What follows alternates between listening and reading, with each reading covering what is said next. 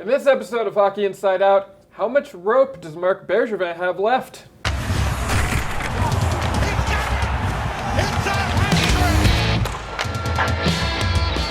My name's Adam Seffer, welcoming you to another edition of HIO with this week's panel, Mr. Stu Cowan, CBC Daybreak's Jessica Rusnak, and John Bartlett, is that what you... No. No? Okay, I'm sorry, excuse me. That's TSN 690, Canadiens radio play-by-play announcer, Mr. Dan Robertson. I confused you. That happens a lot. Welcome to the show. Thank you. Here's what we're going to be talking about on today's episode. Number 1, how much longer will Marc Bergevin keep his job? Number 2, should the Canadiens blow up the team and rebuild for the future? Number 3, which Hab has been the biggest disappointment so far this season? Number 4, will Tuesday night's win over the Panthers be a turning point for the Canadiens? And number 5, which former Canadiens player from last year does the team miss the most? Let's start the show. Now, I've been a Marc Bergevin supporter since the beginning, up until about now. He pushed me to the edge over the summer with all the moves he made and didn't make. And despite Tuesday night's win, the team is 2-6-1 and have scored only 18 goals in 9 games, with 5 of those goals coming on Tuesday night. I'm going to run through a list of Marc Bergevin's top achievements. PK's gone, Radulov's gone, Markov's gone. Thomas Buchanan is making $6 million this year.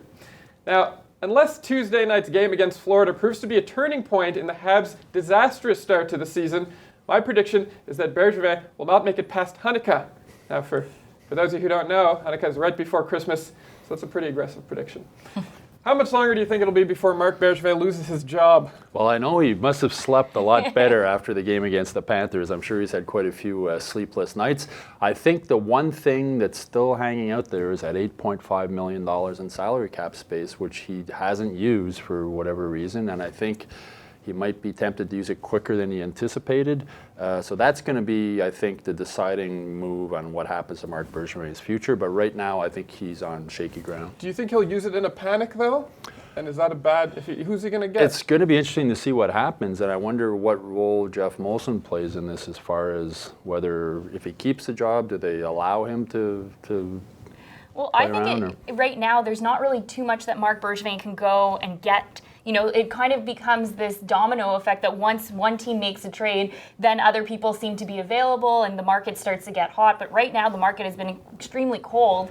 And I think that's why maybe Jeff Molson might have a little bit more patience for him, that he can understand that there's not really too much that Marc Bergevin can do at the moment. I think, too, it's I don't think there's any urgency to let him go. I mean, look, who are you going to replace him with? That's one thing. And Molson is a patient guy.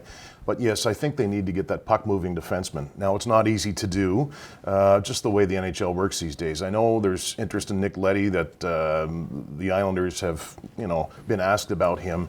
And I'm sure that Bergevin is doing his best to try and get somebody. But let's say if they go through the whole season and they miss the playoffs, then ask us that question again, because he might be on shaky ground at that point. Well, Victor Mete has really helped Marc Bergevin, because I don't think anybody anticipated him as a fourth-round draft pick to step in and play the role that he has played. I think that's a big part in maybe Bergevin wondering what he's going to do with that money going forward. But without Victor Mete, this team would be a lot worse than they are. And if you look at it, Marc Bergevin is under contract till 2022. So for Jeff Molson, from a business standpoint, I think he's going to wait to the last possible moment, because you don't want to be paying a guy to be sitting at home. Jeff Molson can afford it. That hasn't stopped them in the past. If the Habs do end up having a disastrous season, do you think it would make sense to blow up the team and rebuild?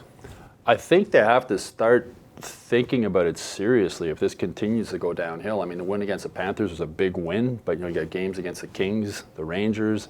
It's not going to get any easier for them. And you reach a point when you look at what Toronto's done and how good they are right now, and you sort of wonder. But if they do decide to rebuild, it's not going to be easy, because a lot of the contracts they have are going to be really hard to trade if they did. The Carey Price contract, I think, would be difficult to trade right now. Yeah. I think Shea Weber, Andrew Shaw, there's a lot of contracts there that are if you do want to do the rebuild, I don't think it will be very easy to get rid of a lot of the contracts they have. I really hate when people say in Montreal, you can't do that. You can't have a real rebuild. You can. It's just a matter of being patient. I don't know what people think. Just because you make the playoff first round exit, okay, that's great, but then you might as well miss the playoffs for 5 years and have a team like the Chicago Blackhawks, the Pittsburgh Penguins, that are able to compete year in and year out. And I think that's really the only way you'll be able to get that number one center. Look at how many years they've been trying to achieve it, and realistically, the only way the Canadiens can get it now is by trading Carey Price. And as you mentioned, his contract, I don't know now if many teams would want to pick him up. Can you see the fans and the media in Montreal allowing for a 5-year, just fail after fail? That's the problem with Montreal. Well, there's been a lot of 93. failing the way it's been. And I think, to me, the most promising thing with Victor Mete, the Canadiens have a long history of not giving kids an opportunity to play. They groom them, you make a mistake, you sit on the bench, or you go in the press box, or you go back down. Victor Mete, they're playing him. And, he's played his 9th game against the Panthers. We're going to find out if they keep him now. I can't see how they send him back. But I think the NHL today is a young man's game, and kids are ruling. And you got to let your kids play, and you got to let them make mistakes also. I think Claude Julien has a different approach to that than Michel Therrien did. But how much influence does Marc Bergevin have on what Claude Julien does? I'm not sure there should be a rebuild or a retooling. I don't know. I think it depends on how this season goes, but there's just such a gap between, you have Price and you have Weber, guys with long contracts. And then, listen, if there was a real solid foundation of young players coming up, then you'd think, okay, maybe trade some of the veterans and complement them with younger players and hope you get some great draft picks, because that's not a guarantee either. Mm-hmm. But until we see Scherbach and McCarron really start to thrive, there's just, I don't know, there's that gap there. There's sort of a no man's land. I still think they're in win now situation. And not every draft has an Austin Matthews or a Connor McDavid. I mean, because you get the number one pick, depending on the draft year you get it, it's not like it's going to be a franchise savior. Yeah. I don't think the team needs to rebuild. I'd like to see them make some changes. But one problem, I think, just being part of the media and just a fan in Montreal, is the team will never go through, we will never support a team having years of just failing and not doing well. They haven't won a cup since 1993 last time. The team has always been good and relevant. Well, they've had average. They've been mediocre. Had the odd season. Can you imagine the market here supporting a team, or like there'd be riots in the streets year after year? It depends. There wasn't Toronto. There wasn't riots in the street when Toronto started playing all their kids, and they figured that this would be a long. Mike Babcock was saying, "Be ready for it's going to be painful." Yeah. And it was painful, but not as painful as even Babcock expected. The Leafs are way ahead of schedule. The kids are playing. They're making mistakes. Mitch Marner has been down on the fourth line a little bit now, but he's still playing. He's not in the press box or down in the minors. They put him on the fourth line and they move him back up. So I think Montreal hockey fans are knowledgeable enough that if it was I think they want to see had good if it was prospects, and if it was entertaining hockey. Yeah. If you have a bunch of kids losing 5-4 and playing good hockey and playing some offense, I don't think people will be that upset. Montreal fans are different than Toronto. I agree. Toronto fans take it and they take year after year of failure. Well, they wave and they go. We Montrealers make fun of Montreal fans. They stop showing up to games after like a 5-game losing streak. Yeah, but the tickets are still paid for. This is my thing: is you shouldn't say it was a successful year if the Montreal Canadiens are eliminated in the first round. You're still not achieving the Stanley Cup. You are nowhere closer to it. So why not go through those pains for a few years and get some key players that will help you build into a franchise that will be competitive, not a franchise that goes and could lose in 7 games, lose in 4 games. It doesn't make a difference. Well, the empty seats at the Bell Center are because they haven't been sold twice.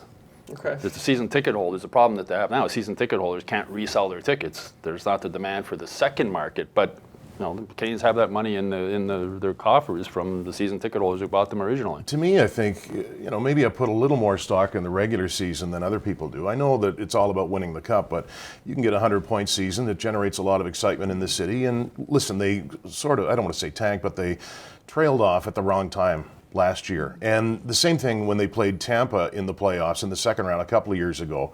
They weren't peaking at the right time. But I don't think that's mediocrity. I think, okay, it's good regular seasons, but there's something missing somewhere. But I don't want to see a rebuild. I couldn't live through that. There is, and the thing is, we also say, there is parity. Yeah, in the NHL that's true. today with the salary cap. The salary cap's been around long enough that teams are pretty even. Yeah. What Canadiens player has been the biggest disappointment for you so far this season? I would have liked to see more from Jeff Petry. I think that he's one, especially now with the position how the defense is at the moment, that they really don't have much, and that a guy like Jeff Petry, a veteran, someone that you're spending over $5 million on a year, is someone that should elevate his game. And so far this season, I don't think he's really elevated his game that much to be that player that we were very excited that he decided to sign with the Canadiens after they traded for him from Edmonton. No, I think that's a good point, and people maybe overlook Petry because he sort of flies under the radar, but when you're the captain, you can't fly under the radar. And for me, it's Pacioretty, and I don't want to pile on Max because I like him, but until the game in Anaheim, to me, he wasn't moving his feet. He just seemed lost out there. Maybe there's been a turning point. Maybe getting back with Danault will help him. And he's such a streaky scorer. I mean, he gets one against Florida, which it was kind of cool. He didn't celebrate. He was almost embarrassed to score it to make it 5-1. But if he gets on a roll, I mean, he's a guy who can put 9 goals up in 14, 15 games. But still, to start the season, I haven't been impressed. No, and there's certainly, they talk about players who make other players around them better. Pacioretty is not that player, and that's not a knock on Pacioretty. No, Brett Hull was that type of player too. Brett Hull had the shot. He needed somebody to get him the puck. Oates would get him the puck. Max feels very comfortable with Philippe Danault. He loves playing with Philippe Danault. They tried him with Jonathan Drouin. It just didn't work. Max and Alex Galchenyuk have never had chemistry. Those two together are never going to work. So now that Danault's back with Pacioretty, he had 10 shots against Anaheim. He got his, he scored against the Panthers. I think we'll give him time going forward. But Max is one of those guys that has to be comfortable with the players he's playing with. And I think he's really comfortable with Danault. And if I was Claude Julien, I'd just leave them together. I wouldn't experiment anymore. Galchenyuk's been so disappointing too. I mean, here's a guy before he got hurt last year in Los Angeles, was near a point a game, and then after that, for whatever reason, he lost his game, and he scored against the Panthers too, but still he's looking for it. They've tried him everywhere, on every line. I don't know what this kid's future is, but it's kind of scary right now. And he is a player, and Julien said this, who is good enough to make players around him better. I mean, he carries the puck. Max isn't the guy who's going to carry the puck and dangle it and set guys up, but Galchenyuk is, but he just seems to sulk. Yes. When things go bad, you can see it in his body language. He sulks, and they put him with Scherbak and McCarron, and it'll be interesting to see how those guys go. I mean, 3 first-round draft picks playing together, and he needs to make those two kids better. Those two kids are good hockey players, but Alex is the veteran of the group, and it's up to him to make those guys better as opposed to the opposite. So we'll see if Julien keeps that line together for a while and how that works. And I think for Galchenyuk too, he has to realize if he's not happy here in Montreal, the only way to get out is by playing better, because right now his trade value is absolutely nothing, and the Canadiens are not going to trade him because they want to get him out. They need to get something back, and if he's not playing well, then he's staying here and living in the situation. No, and you have fans who, isn't he on the first line? Why isn't he on the first line? Well, Michel Therrien didn't put him on the first line. Claude Julien hasn't put him on the first line. You got to work. You got to earn it. And Claude Julien has shown that. Paul Byron works his butt off. I love Paul Byron as a hockey player. I wish he had better hands. I'm sure he wishes he had better hands. He scored 30 goals every year, but he worked his butt off, and Claude Julien rewarded him, put him on the first line. Okay. So the Canadiens came alive on Tuesday night against Florida with a 3-goal spurt or explosion, let's say, in 1 minute and 35 seconds. They ended up winning the game 5-1. Do you think that game is going to be a turning point in the Habs season? Is the losing over? Well, Dan, you called those 3 goals. Yeah, I didn't know what to do there for a second, but I don't know if it's a turning point for the whole season. I don't think it changes. It doesn't change the core of the roster, but what it does is give them confidence, and maybe that's a term we throw around too much, but you could see it on the West Coast. They were deflated so easily, and so many good things happened against the Panthers. I mean, Price made a key stop 10 seconds in on Markov. If that goes in, then it's probably here we go again. Yeah. But Pacioretty scored. I know it was maybe meaningless, but he scored. Galchenyuk did. Weber got a couple. They got 2 power play goals. So I know they're not going to have that success every night, but I think it's more of a case of, okay, we're more this team than we are the team that got blown out on the West Coast. So it could be maybe a minor turning point. Well, certainly hope so anyway. Yeah, I mean, it definitely took a lot of pressure off of them. I mean, I walked in the room after the game, and Brendan Gallagher was coming out to meet the media from the back, and he was actually singing to himself. I said to him, yes, winning's good. He said, I just got this song stuck in my head all day, and I can't get it out. But I don't think he would have been singing to himself if they had lost. So I think it just, everybody feels a little bit better. I mentioned the Carey Price. I said, will you sleep better tonight? And he said, well, I hope so. So there's been a lot of pressure on this team. I mean, we talked about Marc Bergevin earlier, but the players themselves have been really tough. So it's a little bit of a turning point. We'll find out if it's a turning point the next couple of games. If they can win again and feed off it. Again, it was the Florida Panthers. They're not a powerhouse hockey team. But up until this point, it's definitely the turning point in the first 9-10 games well, of the season. Even Claude Julien said after the game that once they started scoring these goals, they became a completely different hockey team, that they were able to go back to doing things the right way from it. And it just goes with confidence that you feel so much better that you're not going to go down that rabbit hole again of just completely losing the game and adding another loss to the streak. But, they just need sometimes just one thing to be the spark. Some people talked about maybe firing or trading a player. That sometimes does the spark. But 1 win and 5 goals, too. That was the same total of how many goals he scored in California. So they feel good about themselves, and we'll see how far this goes. Well, as Dan said, too, it wasn't just one guy. It's not like one guy had a hat trick. Yeah. A lot of guys scored. A lot of guys had a good game, so it's something they can feed off of. What Canadiens player are you missing most from last season? To me, I miss watching Radulov the most, but I think the team is missing Markov the most. And I kept waiting in his time here for him to show his age. And he would from time to time, maybe when they had to use him too much. But I think his composure and, listen, he's an enigmatic guy. He's hard, I don't think anybody knows him, and I don't know that I ever wanted to know him because he was, closed. But I would think in the room, if they were in a bad way for a few games, he would let it be known, probably. I think he would help in that regard. But just his intelligence on the ice and the problems that they're having on defense, to plug him in on the left D right now would really go a long way. So as good as Radulov was last year, I'll say Markov. I think Markov's a perfect example of you don't always appreciate what you have until it's gone. And he just settled everything down, right? I mean, it's, one of the best things you can notice about a defenseman is if you don't notice him. Yeah. And there's nights where you wouldn't notice Markov, and it meant he was playing well. There's nights you did notice him with his offensive flair. So I think that they just miss his calming influence. And I think you're right also, Dan. I think in the locker room, he wasn't that much of a talkative guy, but guys who aren't talkative, when they do speak, people listen. So I think, and I think Max Pacioretty is missing Radulov.